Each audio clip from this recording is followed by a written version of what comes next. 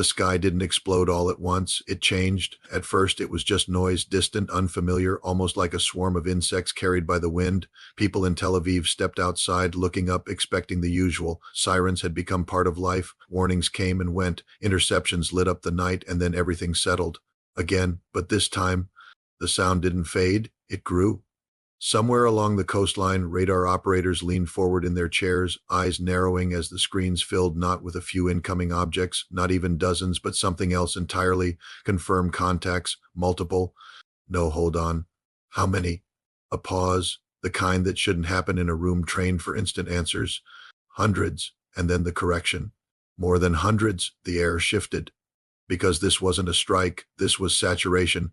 Across defensive systems, alerts cascaded like a flood, Iron Dome batteries activated, interceptors prepared, command channels lit up with overlapping voices, each trying to make sense of something that didn't fit the expected pattern, vector tracking unstable too many targets, prioritize threats. Which ones? Because that was the problem, there were too many. High above the Mediterranean, the first wave approached, not fast like missiles, not loud like jets, but steady, relentless, and coordinated, small silhouettes moving in formation, each one insignificant on its own, but together, they became something else, a wall. Back in the city, the sirens finally came alive, not one, not a few, but continuous. A sound that didn't stop. People ran, some froze, some just stood there, staring at the sky as tiny blinking lights appeared in the distance, growing larger with every passing second, and then the first interceptions, streaks of light shot upward, interceptors racing to meet the incoming drones, explosions lit up the sky, one after another, bursts of fire, that briefly turned night into day. For a moment it looked like the system was working, targets destroyed, threats neutralized, but then more came, and more, and more. Because this wasn't a single wave, it was a flood that didn't end. Inside command centers, the realization hit harder than the alarms.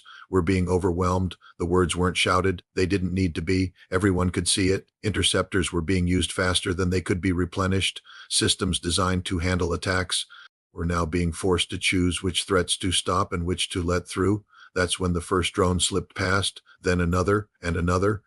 The sky above Tel Aviv began to change color, not just from interceptions, but from impacts, a flash in the distance, then closer still, each one followed by a shockwave that rolled through the streets, rattling windows, shaking buildings, breaking the illusion that everything was under control, because it wasn't. This wasn't defense anymore. This was survival.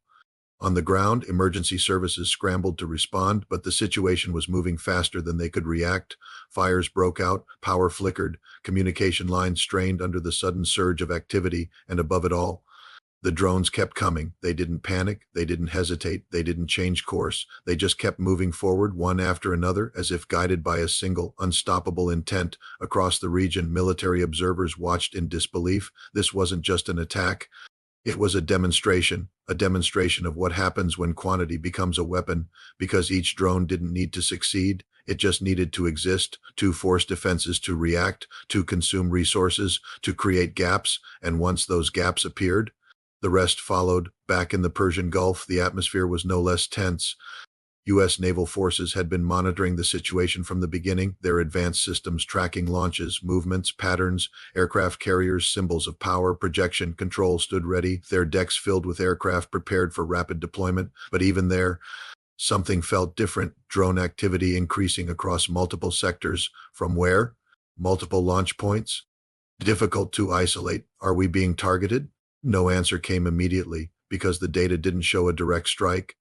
Not yet, but it showed something else. Encirclement, small, fast-moving contacts appearing at the edges of detection, probing, testing, mapping responses, not attacking outright, but positioning, watching, learning, and that was enough. Because in modern warfare, you don't need to strike to create pressure. You just need to make the threat real. On one carrier deck, a pilot looked up as a distant object flickered across the horizon, too small to identify clearly, too slow to be a missile, too deliberate to ignore. Visual contact, bearing confirm if hostile, unknown, that word again, unknown, the most dangerous word in any conflict, because it forces hesitation, and hesitation creates vulnerability. Within minutes, orders began to shift, not publicly, not dramatically, but subtly. Aircraft repositioned, patrol patterns adjusted, defensive, systems heightened, and then a decision. one that wouldn't be announced in bold terms, but would be understood by those watching closely. Pull back, not retreat, not defeat, just repositioning. Because staying too close, too exposed in an environment where small, inexpensive drones could create disproportionate risk was no longer strategic. It was dangerous, and that danger had just been proven.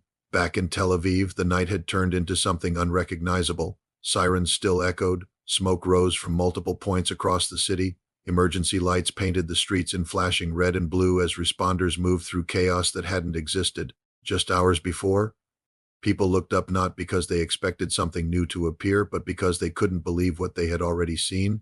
The sky, once controlled, now felt crowded, hostile, uncertain, and the question that lingered wasn't just about what had happened, it was about what it meant, because if this could be done once, what was stopping it from happening again? That question spread far beyond the city, across governments, across militaries, across analysts trying to understand the scale of what had just unfolded. Because large-scale drone warfare wasn't theoretical anymore, it wasn't experimental, it was real, and it worked. That realization carried weight because it changed calculations, changed assumptions, changed strategies that had been built on the idea that advanced systems could handle any incoming threat, but those systems had limits.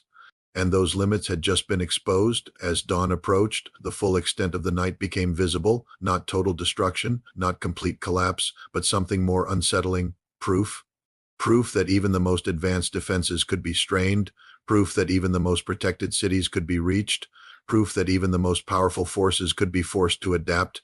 And adaptation in moments like this is not optional, it's survival. Somewhere far from the smoke and sirens, decisions were already being made.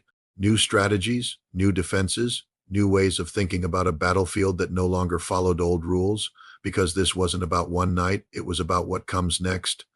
And what comes next is always shaped by what just happened. The sky over Tel Aviv slowly began to clear, but it didn't feel empty. It felt watched, measured, changed, and out over the waters of the Persian Gulf, massive ships moved slightly farther from the edge of uncertainty, not fleeing, not abandoning, but adjusting to a reality that had become impossible to ignore, because in this kind of conflict, power isn't just about strength, it's about adaptation, and the side that adapts faster shapes what happens next.